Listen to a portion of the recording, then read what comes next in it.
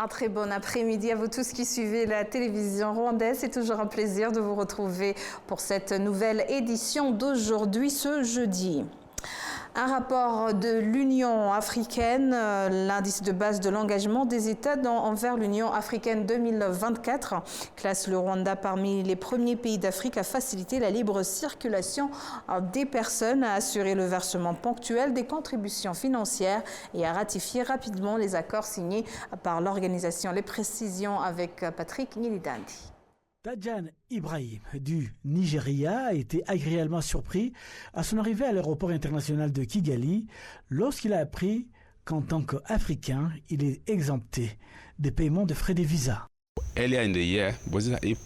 C'est au début de l'année dernière, vers le mois de mai, alors que j'arrivais à l'aéroport de Kigali, je voulais sortir $100 pour payer mon frais de visa.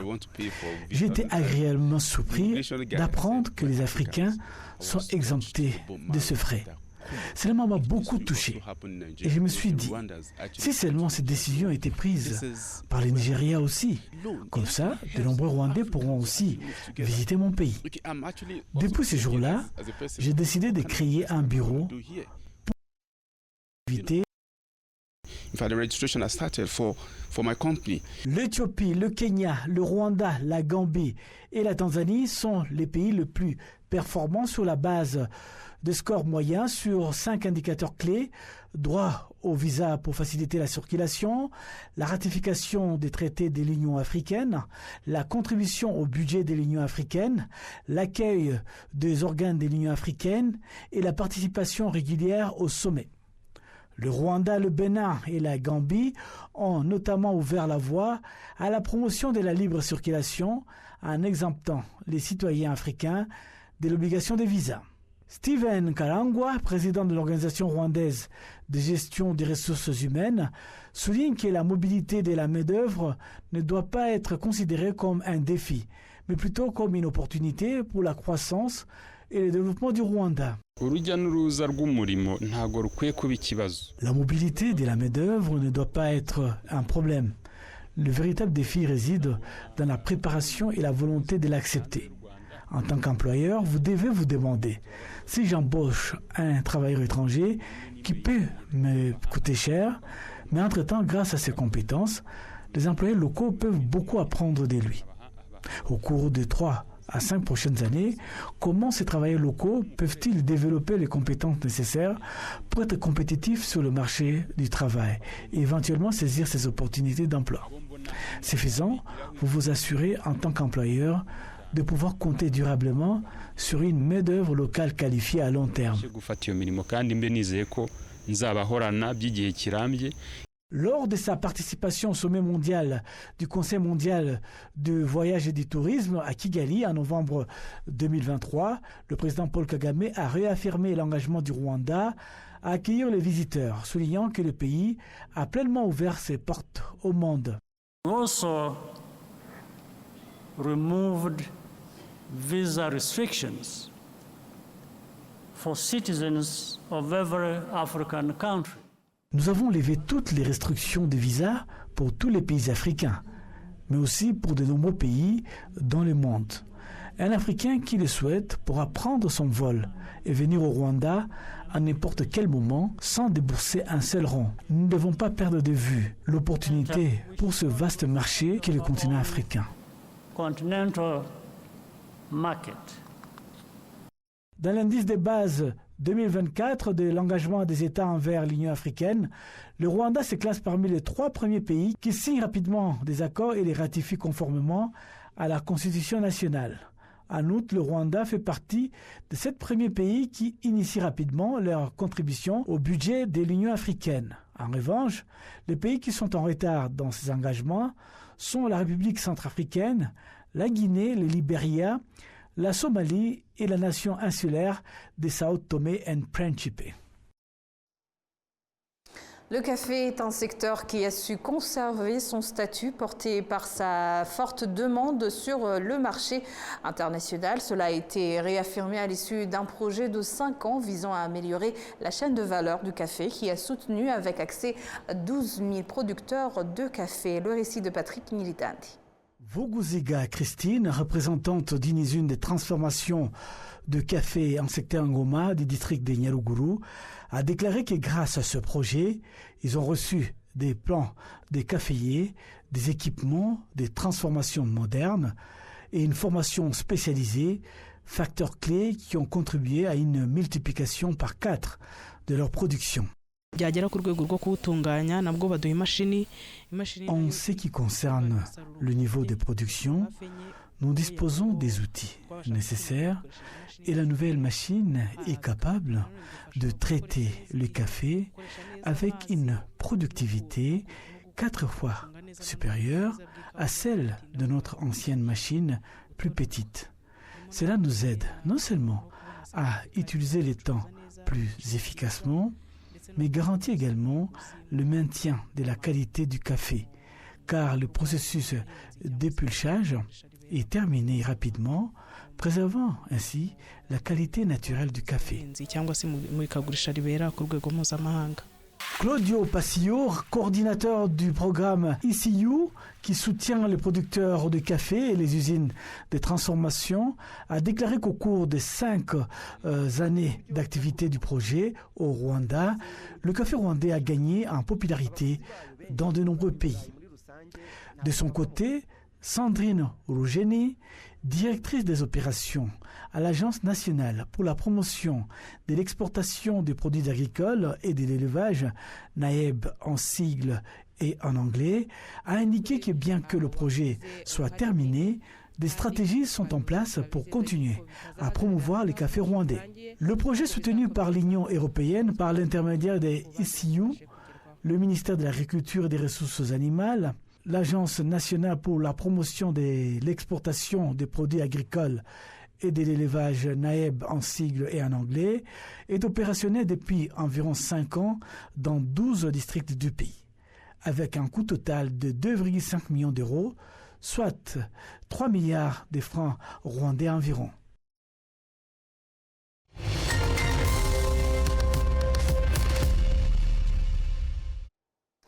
Les jeunes d'aujourd'hui, les jeunes africains rencontrent des défis en matière de création d'emplois malgré les différentes initiatives mises en place par les États. Nous sommes en compagnie de M. Amath Ndiaye, de nationalité sénégalaise, ambassadeur du Sénégal de plusieurs simulations diplomatiques dans Youth Connect de Rwanda. Il commence par nous dire comment les jeunes Africains contribuent au développement de l'Afrique et les raisons qui les poussent à aller clandestinement en Europe. Suivez. Si on voit là actuellement, les jeunes représentent 60% de la population africaine et sans emploi. Donc ce qui est vraiment dommage et déplorable pour un continent aussi riche justement en ressources naturelles et ressources humaines.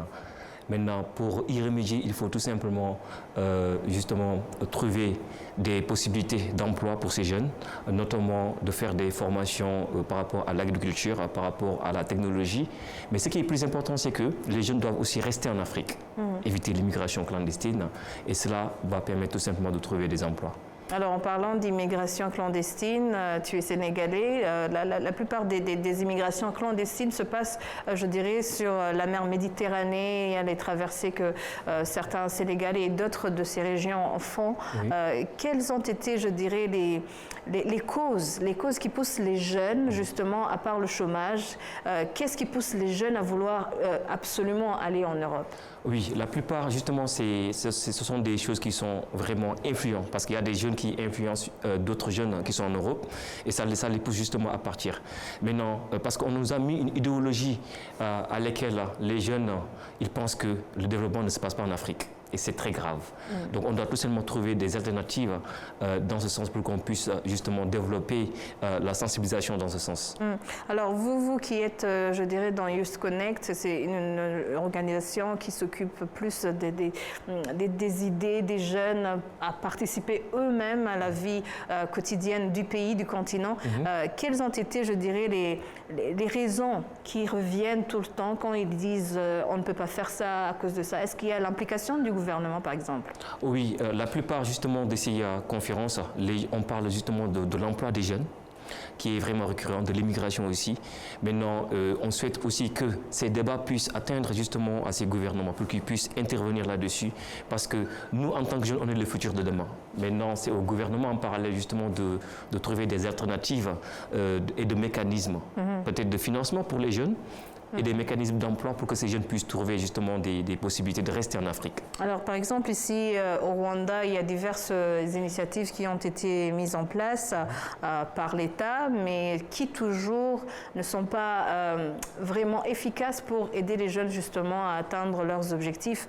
En tant que jeune aujourd'hui, en tant que toi, ambassadeur, quels sont je dirais les mécanismes que vous utilisez justement pour faire passer le message qu'il y ait un partenariat entre le gouvernement et les jeunes, cette facilitation? Oui, effectivement. D'ailleurs, déjà, nous, on fait comprendre aux jeunes que le gouvernement ou bien les États ne peuvent pas tout faire. Maintenant, c'est aux jeunes justement de s'orienter vers l'entrepreneuriat. Et aussi, comme vous savez, le blocage des jeunes pour l'entrepreneuriat reste le financement. Et ce financement, comme on vient de dire, c'est que les gouvernements doivent trouver justement des alternatives. C'est pour cela qu'on met en place justement des organisations de jeunes partout pour que justement de chaque pays, les gouvernements puissent intervenir afin de trouver justement des mécanismes de financement. Alors, y a-t-il d'autres mécanismes comme proposition, toi qui es ambassadeur, qu'est-ce que les jeunes veulent justement pour atteindre leurs objectifs? Aujourd'hui, nous avons la technologie, comme tu l'as dit, nous avons divers moyens de faire passer le message, mais est-ce que c'est suffisant? Oui, c'est pas suffisant, mais après, si on parle justement du mécanisme pour le développement, comme vous venez de dire, de l'Afrique, pour moi, personnellement, ça s'accentue sur le capital humain. C'est très important, parce que le capital humain s'accentue sur la discipline, l'éducation et le professionnalisme. Pourquoi? Parce que, d'ailleurs, le Rwanda est le numéro 1 en Afrique. Dans ce sens, un pays exemplaire. Parce qu'un pays ne peut pas se développer sans la discipline de sa population, une bonne éducation au niveau des formations et le professionnalisme au niveau justement des administrations. Et si vous voyez aussi, l'Afrique regorge environ plus de 100% des ressources naturelles du monde, mais reste le continent le plus pauvre. Pourquoi? Parce que les gouvernements ne s'accentuent pas sur le capital humain. C'est très important. Et le capital humain, c'est la discipline, l'éducation et le professionnalisme. Un exemple comme le Japon et les pays asiatiques, ils n'ont pas de ressources, mais ils font partie des pays les plus développés. Pourquoi? Parce qu'ils ont investi sur ce capital humain. Et donc c'est très important pour le développement de l'Afrique. Justement, en parlant d'Afrique, la population est très jeune, la majorité, ce sont des jeunes. Pourquoi il n'y a pas cette coopération entre les gouverneurs, les politiques et les jeunes?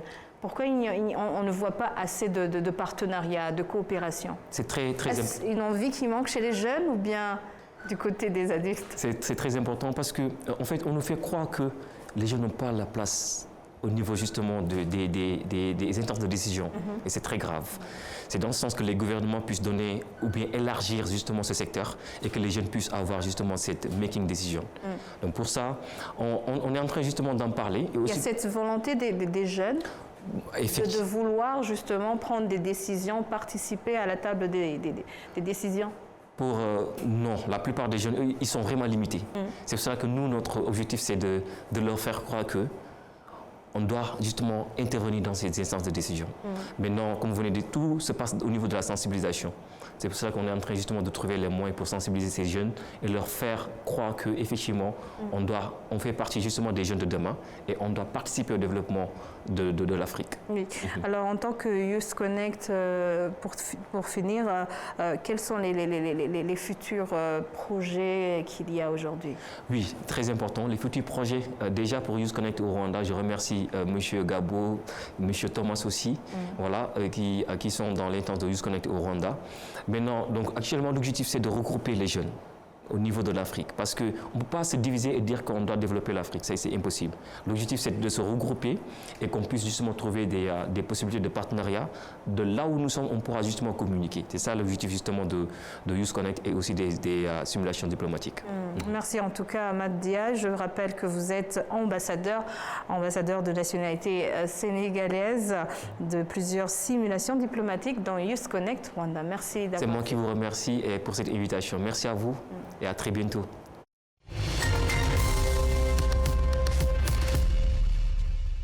Le Le président Paul Kagame estime que les problèmes d'insécurité en République démocratique du Congo ne peuvent être résolus par la guerre. Le chef de l'État a fait savoir lors du 24e sommet extraordinaire des chefs de l'État de la communauté de l'Afrique de l'Est qui a demandé au Congo de négocier avec les groupes armés présents dans le pays. Il s'agissait d'une réunion qui a abordé la question de l'insécurité dans l'Est de la République démocratique du Congo qui s'est tenue par visioconférence. Le président Kagame a une fois de plus démontré ce qui semble être l'échec de cette organisation qui a continué à observer tous ces problèmes se produisant en République démocratique du Congo, mais n'a rien fait jusqu'à présent. S'il s'agit de parler de problèmes et de les expliquer tels qu'ils sont, nous en avons suffisamment fait. Mais quand allons-nous mettre en cohérence ce que nous disons et ce que nous faisons pour obtenir ce que nous voulons? Je ne vois pas ça.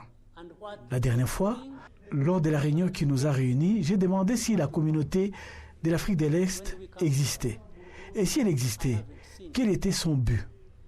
Pendant ces temps, la personne dont nous parlons ici et son pays n'ont pas assisté à cette réunion, ni n'étaient représentés. Et c'est un pays qui fait partie de la communauté de l'Afrique de l'Est, mais qui n'est représenté nulle part. Je ne sais donc pas si ce dont nous discutons contribuera au processus de recherche d'une solution dans ce pays. Lorsque la communauté de l'Afrique de l'Est essayait de mettre fin à cette guerre, et même à ce moment-là, nous voyons des changements. Le président Tshisekedi a vu que nous faisions ce qu'il ne voulait pas et s'est immédiatement rendu à la SADC. La SADC a également accepté de venir, de faire ce qu'il voulait et puis a expulsé les troupes de cette communauté. Nous avons vu cela et nous sommes restés silencieux. Sur ce point, le chef de l'État a également souligné que même si cette coopération entre cette communauté existe, elle ne résoudra pas le problème à moins que la personne concernée ne fasse preuve de volonté pour le faire. But even if we were doing everything right, all of us, mais même si nous avions fait tout correctement, rien n'aurait abouti si les personnes concernées par le problème n'avaient pas également apporté leur soutien et leur implication dans la ligne de dialogue qu'elles étaient encouragées à suivre. Mais si les parties concernées savent ce qui se passe et voient les agissements des uns et des autres, notamment du Congo, qui a de l'expérience à la matière, ils se mettent du côté et permettent ceci et cela, et puis choisissent de garder le silence sur les conséquences évidentes de ce problème, comme nous le voyons maintenant. what is obviously going to result into problems like we are seeing now. Le président Kagame a également réitéré que les négociations ne peuvent pas à elles seules résoudre le problème, car certains pensent qu'il ne peut pas être résolu que par la guerre. They talked about Rwanda, they talked about the Nairobi process. Honestly, even here, maybe you will help me understand what all this means. Il parle de pourparlers de Luanda et il parle de Nairobi. Êtes-vous vraiment ici pour m'aider à comprendre ce que cela signifie? Parce que les négociations étaient considérées comme une solution en soi.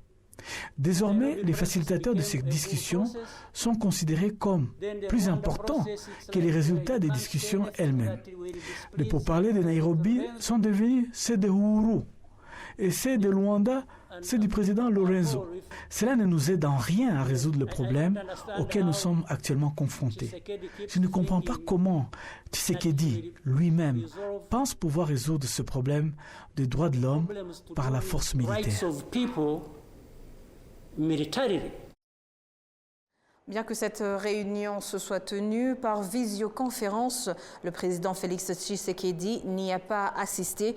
Parmi les résolutions adoptées figure la cessation des hostilités entre les FARDC et le M23, la demande au gouvernement congolais de protéger les ambassades étrangères et la négociation avec les groupes armés opérant sur son territoire qui ont des problèmes à résoudre.